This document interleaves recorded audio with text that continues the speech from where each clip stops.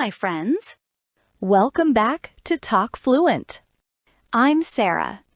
Today, we're talking about a very interesting book. It's called How We Learn. The writer is Benedict Carey. This book is about how our brain learns, how it really works when we study, when we try to remember something, and when we practice again and again. It tells us that many things we believe about studying are not completely correct. This book helps us understand how to remember more, how to study smarter, and how to truly enjoy the process of learning. We'll go through the book slowly, chapter by chapter. I'll explain each idea in simple, clear English, and I'll give examples, real stories, to help you understand better. Are you ready? All right then. Let's begin. Chapter 1. Forget everything you know about learning. In the first chapter, Carey shares a surprising idea. He says, most people don't really understand how learning works. Many students believe they must sit still for hours, read again and again, and focus as hard as they can. They think this is the best way to learn. But science tells us it's not always true. Our brain is not a machine. It's alive, it grows, and it changes every day. It learns in many ways. It learns through experience. It learns through mistakes. It learns through curiosity and by trying again and again. When we were babies, we learned by exploring and playing. We touched things. We moved around. We listened. We watched. We copied others. And this natural way of learning is still powerful even when we grow up. Carey also says that the place where we study really matters. If we always study in the same room, our brain connects our memory to that one space. But if we study in different places, our memory becomes stronger. Our memory becomes stronger. Changing the environment helps the brain build more connections and remember things more deeply. For example, if you learn English vocabulary in your bedroom today, try learning in the kitchen tomorrow. And the next day, maybe study in the park. Your brain will start to connect those words to many different places. And when that happens, it becomes easier to remember them later. So the message of this chapter is simple. Learning is not only about discipline or hard work. It's about creating the right conditions for your brain.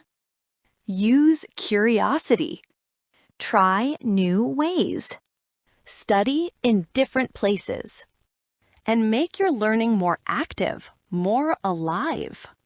When you do that, your brain doesn't just remember information. It understands it. And that's when real learning begins. Chapter 2. The Power of Forgetting. We often feel bad when we forget something. We think that forgetting means failure. But the truth is, it doesn't. The author says forgetting is not a mistake. It's a natural part of learning. Our memory works like a muscle. When we forget and then try to remember, that small effort actually makes the memory stronger.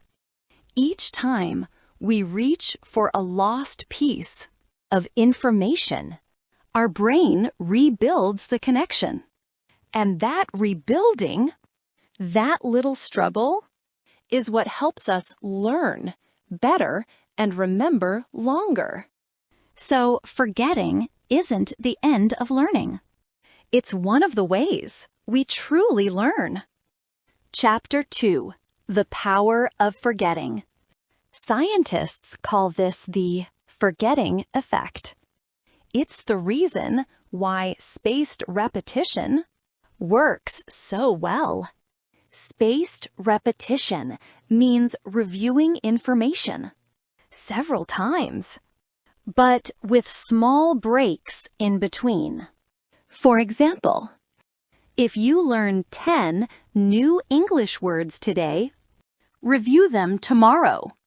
Then review them again 3 days later, and then again after 1 week. Each time you try to remember, your brain works just a little harder. And that effort makes the memory stronger. But if you repeat those words 10 times in 1 hour and never review them again, you'll forget them quickly. You see, forgetting actually helps the brain focus on what matters. It removes the unneeded details and keeps the important memories clear and easy to find. It's like cleaning a room. You take out what you don't need so you can easily find what truly matters. So don't worry if you forget. It's not a sign of failure. It's part of the learning process. Review, recall, and let your brain do its work. Chapter 3. Mixing it up. Most people believe they should focus on one thing at a time. They study one topic until they master it. But the author shows something interesting. Mixing different topics together can actually help you learn better. When you mix things, your brain has to think more actively. It must decide which rule or idea to use. That extra effort builds stronger connections in your mind. It makes your learning deeper and your memory stronger. For example, if you're learning grammar, don't study one rule for 2 full hours. Instead, study grammar for 20 minutes. Then switch to vocabulary for another 20. Chapter 3. Mixing skills and topics. Then practice speaking. Later, return to grammar. Your brain will connect these skills together. Mixing old materials with new material is also helpful. It forces your brain to remember you learned before, to recall what you learned before. This makes the memory stronger. If you are studying different topics in school, mix them. During study sessions, it might feel harder. It might feel more difficult. You might feel like you are learning less. But that is a sign that your brain is working deeply. Easy learning often disappears quickly. Harder learning stays longer. Chapter 4. The Role of Rest and Sleep. Sleep is not wasted time. Sleep is an important part of learning. While we sleep, the brain organizes what we learned during the day. It makes connections between ideas. It strengthens memories and sometimes even solves problems. Research shows that people who sleep after studying remember more than people who stay awake. Sleep is like a secret. Teacher working. Inside your head. Short breaks during study time are also useful. They give the brain time to process information before adding more. After a break, you return with fresh energy and focus. For example, if you study English vocabulary.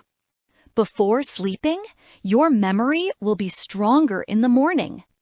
But if you stay awake all night reading, you might forget most of what you read. The author says we should not feel guilty for sleeping or resting. They are not wasted time. They are part of the learning process. Chapter 5. Testing is learning. We usually think tests are just for checking what we know. But tests are actually one of the best ways to learn. When we try to remember something, even if we're wrong, we strengthen the memory. We make it stronger. This is called retrieval practice. Testing helps you see what you remember and what you forget. It shows you where you need more work. It also makes memory easier to find next time. For example, after reading a story, try to write what you remember without looking. You might forget some details, but the act of trying will make your memory stronger. If you only reread the story, we'll forget it more easily. The author suggests using small quizzes, small tests, flashcards, or self-tests often. They turn studying into an active process. Chapter 6. The benefits of distraction.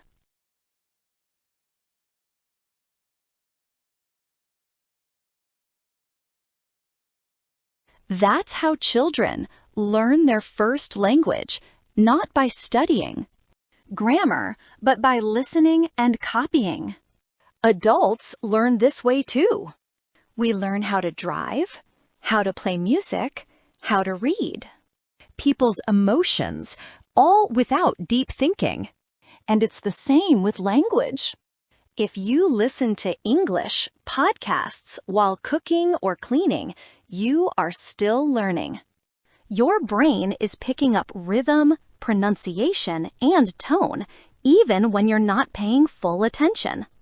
Learning doesn't always need to be hard work. Sometimes the best learning happens quietly in the background. This kind of learning is powerful because it feels easy, gentle, and natural. You can use it simply by surrounding yourself with the language or the skill you want to learn. Let it be part of your world. Let it be something you hear, see, and feel every day. That's how the mind learns best, quietly, naturally, almost, without trying. Chapter 9. Learning from mistakes. Many people are afraid of mistakes. They see them as failure, as something bad. But in truth, mistakes are one of the best ways to learn. When we make a mistake and then correct it, the correct answer stays in our memory much longer. Our brain pays special attention to errors. It wants to fix them. It wants to understand what went wrong. And that process builds a stronger memory and a deeper understanding. For example, if you say a sentence incorrectly and someone gently corrects you, you are much more likely to remember the right version next time. If you never make mistakes, your brain never gets challenged. It never gets the chance to grow. So making mistakes is not something to fear. It's a sign that you are learning. It builds confidence. It teaches you that failure is normal, a natural part of progress. Before we finish, let's take a moment to review the most important lessons. Forgetting helps your memory grow. Studying in different places helps you remember more. Mixing topics makes learning deeper. Rest and sleep are not a waste of time. They're part of learning. Testing yourself builds stronger memory. Short distractions can help you find new ideas. We can also learn passively by watching, listening, and simply noticing. And of course, mistakes are powerful teachers. These lessons remind us that learning is not about doing more work. It's about doing the right kind of work. It's about understanding how your brain learns naturally and working with it, not against it. Thank you so much for listening to Talk Fluent. I'm Sara, and until next time, keep practicing, keep learning, and keep believing in yourself. Bye for now.